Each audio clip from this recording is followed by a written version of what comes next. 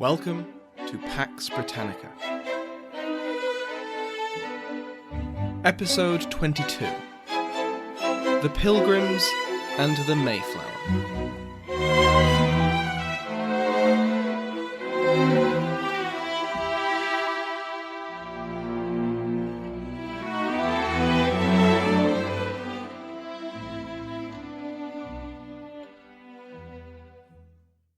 Welcome back to Pax Britannica. Last time, we ended with a small group of religious dissidents making a deal with the Virginia Company for the right to establish a settlement in America. But before we continue their story, we have to go back. Back to the far-off past of 13 years ago. In a previous episode, we mentioned the first attempt by the English to settle in the region of the modern state of Maine. In 1607, English settlers arrived at Sagadahoc, ready to start new lives for themselves. The colony failed within a year, due to a combination of the classic three obstacles to American settlement: disease, financial trouble, and conflict with the residents. When the English threw in the towel and departed, they left behind a deadly legacy: smallpox. According to Professor Anderson, between the departure of the Sagadahoc colonists in 1608 and the arrival of the Pilgrims in 1620, smallpox and other European diseases killed thousands of Native Americans, with her estimates going as high as 90% of the population of the New England region being wiped out in 12 years. This will have a role to play in the events of 1620. While this pandemic was devastating native communities, back in Europe, political and religious disputes were building in intensity. We have already seen, at length, the difficult relationship between king and parliament, but we have largely ignored one of the most important social elements in early modern England, and if we're going to talk about the Pilgrims, then we can ignore it no longer. I am, of course, talking about religion. We've touched on religion in passing when it affects other events. In the contextual episodes, we briefly heard about the English Reformation under Henry VIII and Edward, the return to the Catholic fold under Mary and her husband Philip of Spain, and then the accession of the Protestant Elizabeth, who instituted the religious settlement. Colonisation, both in the New World and in Ireland, had religious motivations: to try and convert the natives and outmaneuver Catholic Spain in the New World, and to create a loyal population in Ireland. Many of the dangers James faced upon his accession were a product of religious conflict. The main and by plots were hatched by Protestants concerned that the king might be too lenient on Catholics, and particularly Jesuits. The gunpowder plot came from an opposite direction: Catholics who had believed that James would bring toleration, and when he failed to do so, decided to remove him and his Protestant government. Foreign policy was influenced by religious convictions, or at least that's what Parliament and some members of court wished. Spain and a Catholic France were to be opposed, and the Dutch, the Huguenots, and the Protestant princes of the Holy Roman Empire supported. As we saw last episode, these concerns played a part in the downfall of one royal favourite and the rise of another. These are just some of the ways that religious convictions have interacted with our narrative so far, and are only the English examples. Religion was inherent within early modern society, and was far more important than simple life or death. And so it's no surprise that it is a part of almost every topic we've covered so far. Since the Elizabethan settlement in 1559, which included the Acts of Supremacy and Uniformity, the Church of England had been under royal governance. The Book of Common Prayer was established in every church. Catholic trappings, like stone altars, were replaced with wooden tables for communion, and images were removed. At the 1563 Convocation, the 39 Articles were passed, which defined the doctrine of the Reformed Church of England. Throughout Elizabeth's reign, nonconformity was strongly punished. This included both Catholics who sought a return to Rome as well as Protestants who wanted further reform. As far as the government was concerned, the Church of England was the Church of the English, and attempts to change it were highly restricted. A High Commission was established which could hand down punishments for nonconformity outside of the bounds of English common law.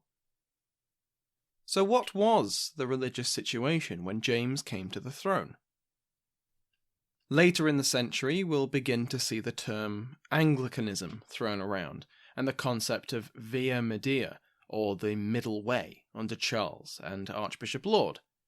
I'm not a divine, my knowledge of theology is fairly limited, so to avoid the risk of making incorrect assumptions, perhaps it's simpler to describe the two most important elements of James's Church of England.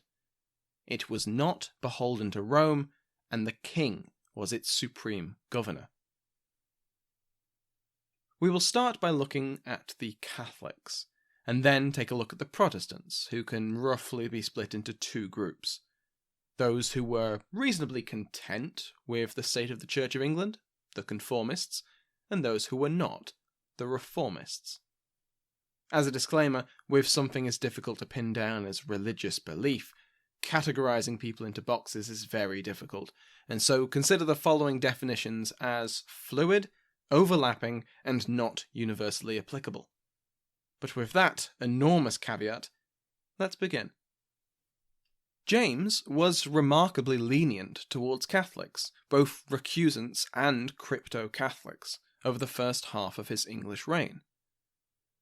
While showing a hatred of the Jesuits, they were mere instigators of rebellion in his eyes, James abhorred violent repression. He assured the Earl of Northampton before his accession that he would not pursue any Catholics that, quote, will be quiet and give but an outward obedience to the law. In James's opinion, the Elizabethan recusancy laws, which demanded death for nonconformists, were barbaric in the view of Croft. In 1608, as he dispatched the justices of the peace to the counties to dispense justice, he demanded that they deal with Catholic priests leniently, not dealing out violence unless they themselves were violent, and instead seeking to expel them. Now this is hardly a liberal policy to modern ears, but still, it's better than burning. Even after the Gunpowder Plot, James urged calm, publicly declaring that almost all his Catholic subjects were loyal. The purchase of baronetcies was one such way of proving that James still trusted his Catholic subjects, by allowing them to prove their loyalty and be promoted. James did, however, have no intention of allowing the number of Catholics to grow. He did not often resort to execution, but the Jacobean government had a multitude of non-violent weapons to use in this war of ideas. The clearest one was the Oath of Allegiance. Passed in the aftermath of the Gunpowder Plot, the government presented the oath as one of civil obedience rather than spiritual. It aimed at removing the ever-present threat of papal deposition, which was one of the powers of the Pope that James vehemently disagreed with. The oath was a way to head that danger off. Not that James was ever going to listen to the Pope, but his Catholic subjects might. Those who took the oath accepted James as their lawful and rightful king, and the swearer vowed to defend the king's rights against the interference of Rome. Quote, I do, from my heart, abhor, detest, and abjure as impious and heretical this damnable doctrine and position that princes which be excommunicated and deprived by the Pope may be deposed or murdered by their subjects, or any other whatsoever. End quote. Generally speaking, the Oath of Allegiance has been seen as a fairly moderate act, a reasonable reaction to a Catholic plot against the government. However, this is not a unanimous opinion. Professor Michael Questier, in his 1997 article, Loyalty, Religion and State Power in Early Modern England, English Romanism and the Jacobean Oath of Allegiance, argues the opposite. Its very moderate appearance was intentional, he argues, because it split the English Catholic communities. Some found it unobjectionable, or at least unobjectionable enough to take it. Others opposed it as an act of unforgivable heresy. Quote, "The oath was possibly the most lethal measure against Romish dissent ever to reach the statute book," says Questier. It divided loyal and disloyal Catholics, as might be expected, but it also split loyalists from loyalists, and even dissenters from each other, while splitting the priests from their congregations. How could this be so divisive? Well, loyal Catholics might jump at the chance to prove their loyalty, and see no spiritual danger in such an oath. They followed the Roman Catholic faith, but didn't feel any allegiance to the Pope or agree with his secular authority. Contrarily, loyal Catholics could see no division between their faith and the authority of the Pope, and so swearing this oath would be heretical. Disloyal Catholics, including the Jesuits, were also split. The majority naturally hated the oath and denounced it from the rooftops, but some considered it worth swearing. An oath to a heretic was not a valid oath, and if it kept God's loyal flock out of prison and working to return the kingdom to the fold, well, it was worth swearing. The strength of the oath of allegiance was in its ambiguity and immoderate moderation. Take, for example, the part I quoted earlier. It did not reject the right of the Pope to excommunicate the king. That would be a step too far. It was a central pillar of Roman Catholic doctrine. No Catholic would swear it. What it did, though, was make Catholics swear that they would not act on the excommunication by working against the king. This seemed much more reasonable. As Questier puts it, quote, "The oath could extort more, paradoxically, by asking less. By damaging, in fact, a Catholic's allegiance to Rome without going quite beyond the bounds of a widely held body of contemporary opinion about the deposing power which was not exclusively Protestant." End quote. Put another way, most English subjects of James agreed that he was the rightful king, and that a foreign power had no authority to dictate whether that was the case. But if Rome could be ignored on this subject, then it was easier to dismiss its authority in other matters. It should be said that this is only one interpretation of the Oath of Allegiance, and there's debate over exactly what James's intention was with introducing it. To discuss both the conformists and the reformists, I'm going to draw heavily on Dr. Charles Prior's Defining the Jacobean Church. Since Anglican isn't the best word for mainstream adherence to the Church of England, we will instead use the term conformists. Like the name suggests, they were those who conformed to the ceremonies and decisions established by the church hierarchy. Conformists considered the English Church as both a spiritual and political institution.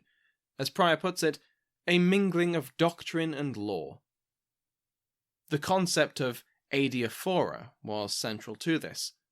That is, that only some aspects of the Church were vital to salvation. The non-biblical elements of the Church, such as bishops and certain ceremonies, were not harmful to people's souls, and helped keep their congregations in line with the important stuff. In the words of Prior, conformists emphasized the visible institution of the Church that blended essential and indifferent elements of doctrine. The Church was a state church in every way. The power of the government was applied to enforce conformity with church doctrine, and the Church returned the favour when the crown required stability. The other side of the Church of England were the Reformists, or the godly, or more famously, the Puritans. Now, the term Puritan was an insult, and more often they referred to themselves as the godly, or some of them the elect. The Reformists considered those non-harmful elements of the church to be, in fact, incredibly harmful to the Christian soul. If it wasn't in the scripture, then it shouldn't be in the church. A particular target of their ire was Episcopalian governance, meaning the bishops. Some insisted that the church's authority came from Parliament, which was responsible for enforcing true doctrine. Others insisted on, essentially, congregation-level authority, with no minister able to rule over others, since all true faithful didn't need such guidance. These are incredibly broad generalizations, as like I said, I'm not a divine. Each group was fractious. The conformists disagreed over whether the episcopacy was truly independent of the crown, or whether bishops were simply another instrument of government. Most of the writers in both camps came from the same religious and scholarly background, either Oxford or Cambridge usually, and were employed within the church in various positions. In 1603, James expressed his views towards the religious situation in England in a revised edition of the Basilicon Duron, the political treatise addressed to Henry Frederick, but published widely. In this, he points the finger at the two extremes, the Papists, meaning the Catholics of course, and the Puritans, who James defined quite limitedly as Anabaptists, and described their threat as coming from their opposition to civil authorities. This was knowingly naive of James, who was well aware that by that definition there really weren't many reformists in the English church, and certainly none with any influence. But in defining a much more limited definition of Puritan, and it was used as an insult, James was sending a message. His problem was with those who demanded radical changes to the organization of the church. Those who disagreed with James, or the church hierarchy, but still followed the law, were fine. Or at least that's what he says in the Basilicon. Within a year of taking the throne, James convened a conference at Hampton Court Palace. This was intended to ease tensions between conformists and reformists, and some level of compromise was reached between the new king and the rival factions. The king would not abandon episcopacy, twice declaring, "No bishop, no king," and he demanded that all English clergy agree to 3 articles crafted by Archbishop Whitgift 30 years prior. These had been opposed at the time, and still were now, and more than 80 ministers refused to subscribe to the articles. In return, the High Commission, which punished nonconformity, was to be reformed, and a few of the most objectionable parts of the Book of Common Prayer were removed. This conference would also lead to perhaps the single most long-lasting religious legacy of James's English reign, the commissioning of the King James Bible. It took 7 years to complete, but in 1611 the work was finished. This partly appeased complaints from the reformists, who pointed out supposed errors in previous translations that posed serious theological concern. So that is a brief summary of the religious situation in England, and what it was that the small group of religious dissidents wanted to leave behind. But the Pilgrims were not part of any of the 3 religious factions I've just outlined. No, they were even more extreme than the Reformists. To the Pilgrim Fathers, the Church of England was beyond reform. They were separatists, and so faced the danger that their rejection of the Church of England meant that they also rejected the king as its governor. From a certain point of view, this was treason. The group that would establish Plymouth Colony were mostly made up of a congregation that had left England for the Netherlands, where they had lived for the previous decade. However, they struggled to survive in the urban sprawl of Leiden, and further feared that their children were eschewing English customs for Dutch. Existing English colonies in America were not a suitable escape. Not only were they part of the Church of England, but their societies were hardly the model of pious living that the Puritans wanted. What they needed was some kind of New England. On the other side of the Channel, two of the investors in the Plymouth subsidiary of the Virginia Company, Sir Edwin Sandys and Sir Fernando Gorges, had begun, from 1618, encouraging small groups to form their own subordinate companies, which were then granted patents to settle on the eastern coast of America. This was perfect from their point of view. Most of the risk and expenses of colonization would be taken on by the colonists themselves through their company. The parent companies could then profit from the tenants and natural resources that a successful colony would bring in, since they would establish the administrative system for the settlement, christened the Council of New England, and consisting of 40 appointed persons. And if the colony wasn't successful, if the colonies failed like so many others, well, the risk and capital investment had come from others, so the parent companies could just try again later. It was to Sandys that the Pilgrims applied.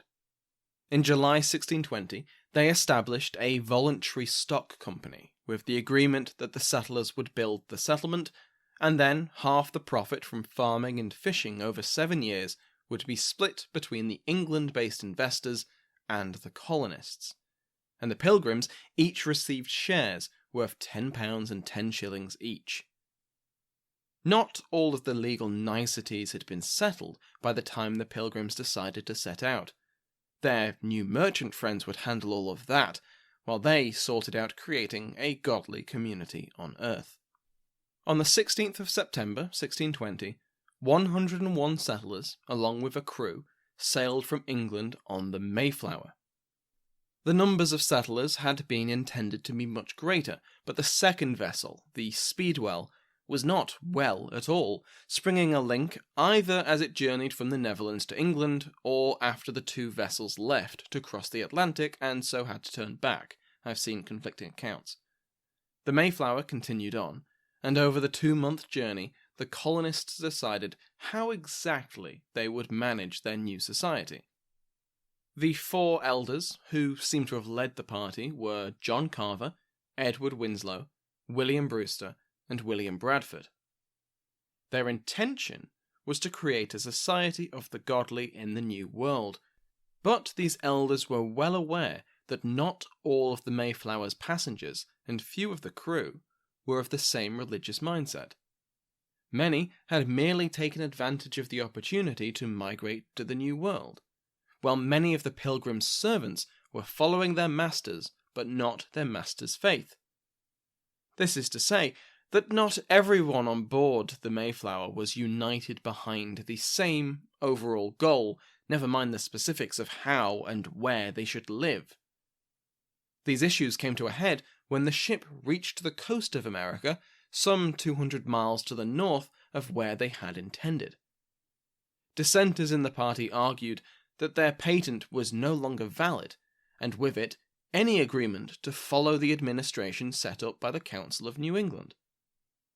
This put the Pilgrim elders in a tough spot. If a firm hand wasn't on the tiller, they risked the whole project either failing outright or diverting from its original intentions. To this end, in order to ensure that their pious mission was not hijacked by the less godly among their number, they drafted a compact and invited all 41 free men aboard to sign it. This was, of course, the Mayflower Compact, a document that is often seen as one of the founding documents of American democracy, an example of what would come to pass over the next few centuries. While it is true that it gave precedent to the concept that a body politic could and should agree to its own governance, its immediate raison d'etre was, in the words of Dr. Richard Middleton, to preserve power and authority in the hands of the few. The compact was signed on the 21st of November, 1620. Cape Cod had been sighted 10 days earlier, after which the Mayflower sailed to the estuary of the Hudson River, but bad weather and a dangerous shoreline forced them to return to Cape Cod. The Mayflower sailed along the coast searching for a good harbour, landing for supplies and personal hygiene needs as they went, but only found their new home in mid-December. The location that would come to be known as Plymouth Colony had access to a natural harbour, a nearby defensible hill, and some seemingly man-made clearings sown with corn. These were the fields planted by the Sagadahoc Indians, now nearly wiped out from European diseases. To the colonists, who knew nothing of the epidemic, this was clearly a sign that God had cleared the ground for his elect. As the settlers built a rough defensive palisade on the 25th of December, they found nearby burial mounds and took some of the buried corn. To their credit, aware of the significance of these mounds, the settlers intended to pay for their looting when they could, and a few months later apparently did so in trade with the remaining Indians. Whether the settlement would have survived the winter without this fortune is unlikely. After the palisade was finished, the next building to be constructed was a communal storehouse, and once complete, each family began constructing their own houses. This was one of the major differences between Plymouth Colony and the other English settlements in America. The colonists had migrated in family groups, unlike the populations of Virginia and Bermuda, which were largely unmarried men searching for their fortunes.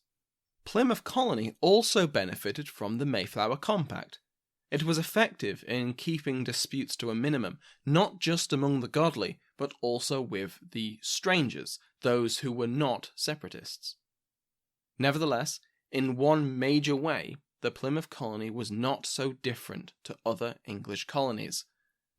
Over half of the original 101 settlers were dead within a few months of arrival, from a combination of starvation, the elements, and disease. Perhaps the zeal of the colonists would have run out in the face of certain death, and the colony follows so many others into failed obscurity. But then Samoset rolled into town. Samoset was a high-ranking member of the Abenaki people, and by the time he appeared in Plymouth, he had learnt the basics of the English language from fishermen.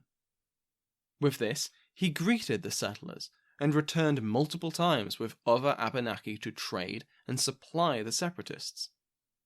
On one of these occasions, he appeared with Squanto, who we have seen before. Squanto spoke much better English due to his time in England after having been, kidnapped in a raid. When he'd returned, he'd found his tribe, the Patuxet, extinct. In Plymouth, he taught the colonists several farming techniques to increase the yield and type of crops they could grow, such as planting squash between rows of corn and fertilizing the fields with fish offal. More famously, he acted as a translator between the English and the Sachem or Sachem of the Wampanoag nation, Massasoit. A treaty was established between them in March 1621. Much like in Virginia, the Native Americans intended to make the most of these strange people. Trade was in the interests of both the Pilgrims and the Wampanoag, but Massasoit was also attracted by the potential military aid that the new colony could provide him against his neighbours, the Narragansett and the Massachusetts nations. We will see how that works out in a future episode. For the colonists, they quickly grew uneasy about how often the Wampanoag visited their new neighbours. Every visit required hospitality, and for the resource-stretched colonists this was increasingly resented. Eventually, the Wampanoag were told that only Massasoit was allowed to visit, and even then he had to make an appointment.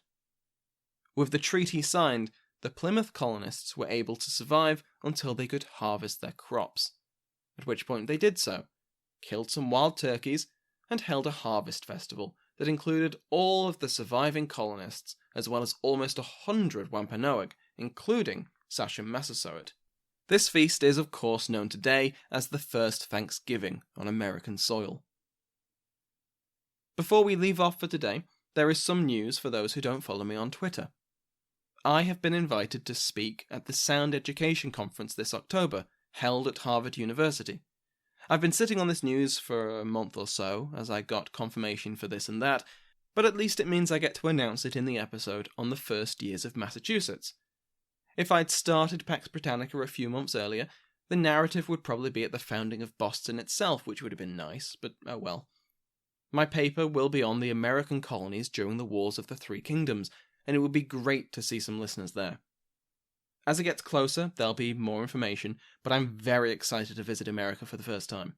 I might have to do some kind of fundraiser to help pay for it, but that's yet to be seen. Speaking of, thank you to my House of Lords. Without them, I'm not sure I could even consider travelling halfway across the world for a podcast convention.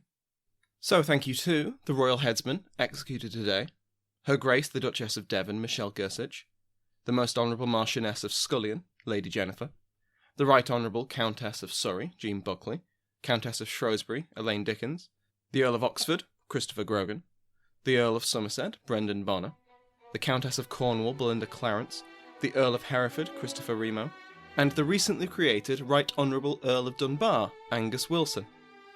If you want to join their ranks, go to patreon.com/Pax Britannica. Every pledge tier comes with a personalised, ad-free RSS feed, and the higher ranks come with extra perks.